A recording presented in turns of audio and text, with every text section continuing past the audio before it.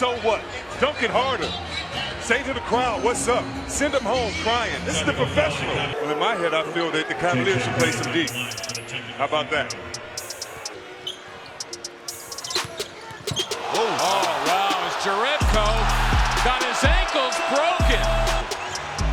Some sensation from the Croatian. What are the most interesting facts about Dario Saric? Stick around until the end of the video to find out. Dario Saric, a man that seems like he's just beginning his NBA career and yet is rapidly turning into a grizzled veteran before our very eyes. The former European star has taken his talents to a few different teams so far in the NBA, performing well on each of them. However, despite knowing what he's able to do on the court, there is a surprising amount that you don't know about Saric. In today's video, we talk about the 10 most interesting facts involving Dario Saric that we were able to find. Also, be sure to stick around until the end of the video to find out about the craziest fact we could find. Trust me, you won't want to miss it. We'll start off with number 10. Dario Saric was able to stake his name on the all-rookie first team right when he made it into the NBA, making an instant impact.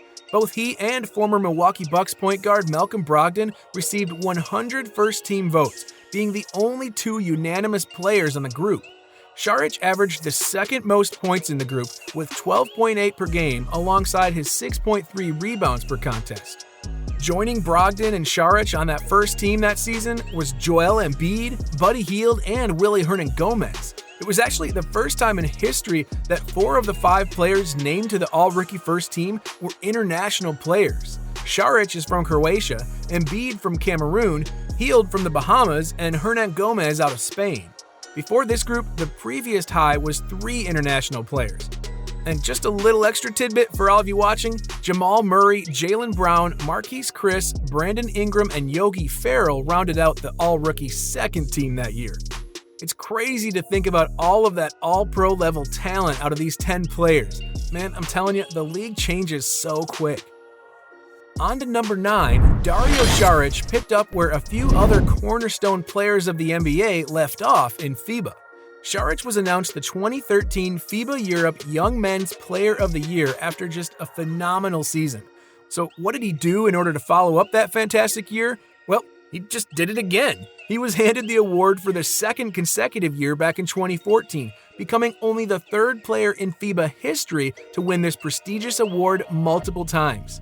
Saric averaged 11.7 points and 6.7 rebounds while leading his team all the way to the round of 16 in the FIBA Basketball World Cup. And if you're wondering who the other 2 players who've done it are, well, Jonas Valanciunas won it in back-to-back seasons before Saric, winning it in 2012 and 2011. Then, before his success, you've got Ricky Rubio, who absolutely dominated the league from the years 2007 to 2009. Next up at number 8, Dario Saric is actually a pretty hilarious dude. This can be said about almost every single player in the NBA just because fans desperately want it to be true, but it seriously is when we talk about Saric. Many of you may have heard how Kawhi Leonard was hit with the funny guy nickname a few years ago, but Saric shouldn't be that far behind him. People found him hilarious when he featured on the Ringer podcast, which was hosted by JJ Redick. He even had some banger quotes during All-Star Weekend. For example, when he was asked about who had the better hair between him and TJ McConnell, he replied, "Come on, you need to touch TJ's hair. After that, we can talk. It's unbelievable. It's like plastic." Sadly, there aren't many players out there with this comedic attribute, yet Saric definitely has that factor. Be sure to keep a lookout for any future podcast involving Saric. He could have some pretty hilarious content lined up in the future. Coming in at number 7, have you ever heard of Dario Saric's nickname before? Well, you're about to.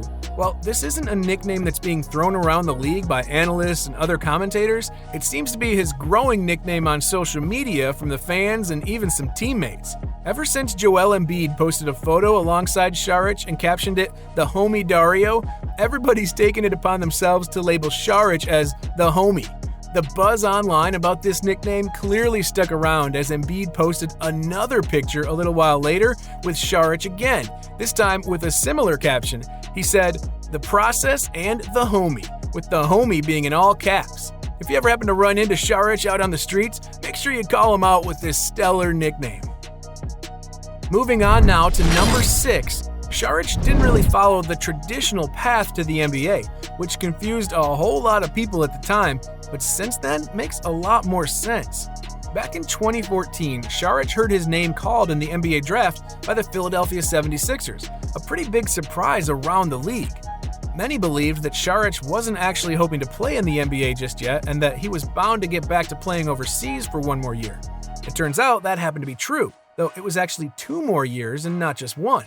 And that was a great choice on his end, because he won the FIBA Young Men's Player of the Year award in that time span, something we talked about earlier in the video. He also returned to the NBA incredibly prepared and equipped for the tough test of his talent.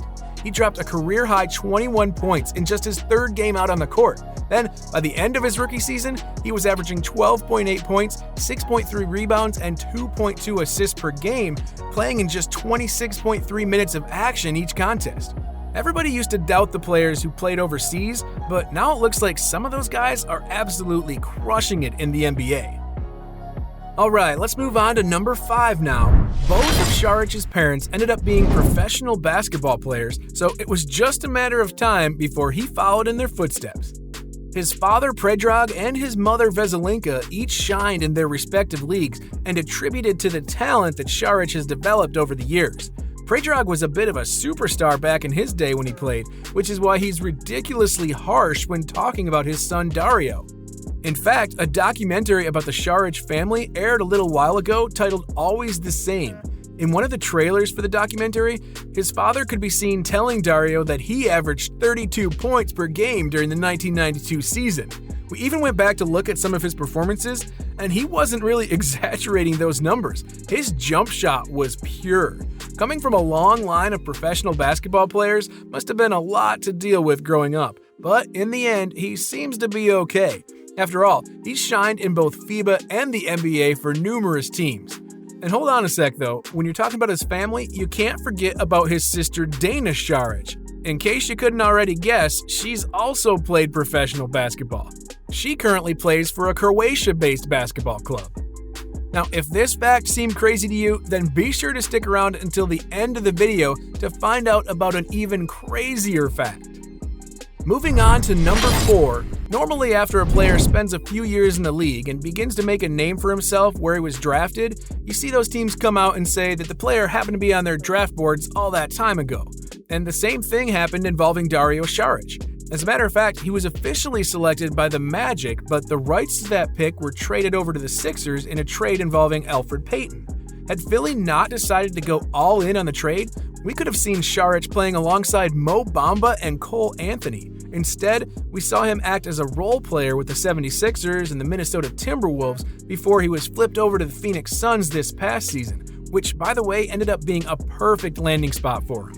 Now, the Magic have to sit back and wait a little while longer for their rebuild to finally begin to shape out. But I mean, hey, at least they got Anthony and Bamba, right?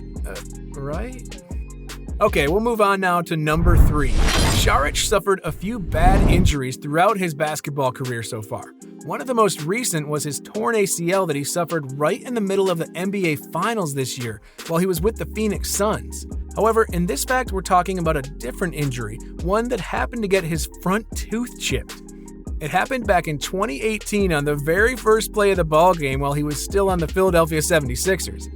Philly was going up against the Atlanta Hawks in this game, and Saric accidentally collided with the Hawks' young forward John Collins. You could tell the injury was pretty serious judging by the way they collided and how Saric was bleeding from his lip. The cut from his lip needed a lot of maintenance that they couldn't get on the sidelines, so they headed back to the locker room to get everything cleaned up. That was when they realized his front left tooth happened to get chipped in the injury. Now, this is exactly why you wear mouth guards, people. It isn't often that a player breaks a tooth during a game, especially when it's a player's front ones, though we did see it happen a couple years ago with Fred VanVleet and the Toronto Raptors, too.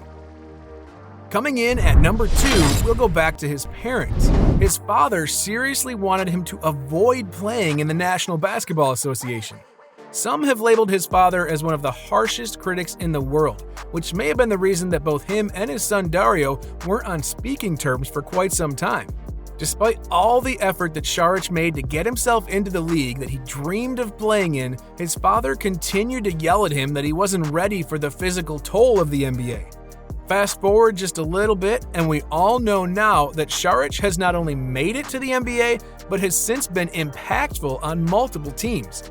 It's also worth mentioning that he isn't even in the twilight of his career yet. He's still one of the most valuable young players in the league, and he could be sought after for years to come. Finally, we've made it to number 1.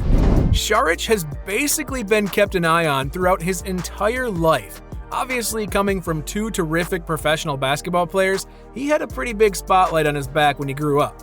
Some sources say that Saric started playing basketball when he was really young, and that he had European scouts coming to his games to check out his talent when he was only 11 years old. We're talking about professional talent scouts coming to see an 11-year-old kid. That's just insane. It ended up being the right choice in the long run, however, as Dario first started playing professional basketball when he was only 15. He was recruited awfully quickly and already had a ton of talent to work with growing up. Being thrust into a professional environment only made him better as the years went on. Just look at Luka Doncic and what he's been able to accomplish after being thrown into the same situation. I guess sometimes kicking your career off at a young age could really come in handy down the line given the experience you obtain. Click on the video that appears on the screen to keep watching.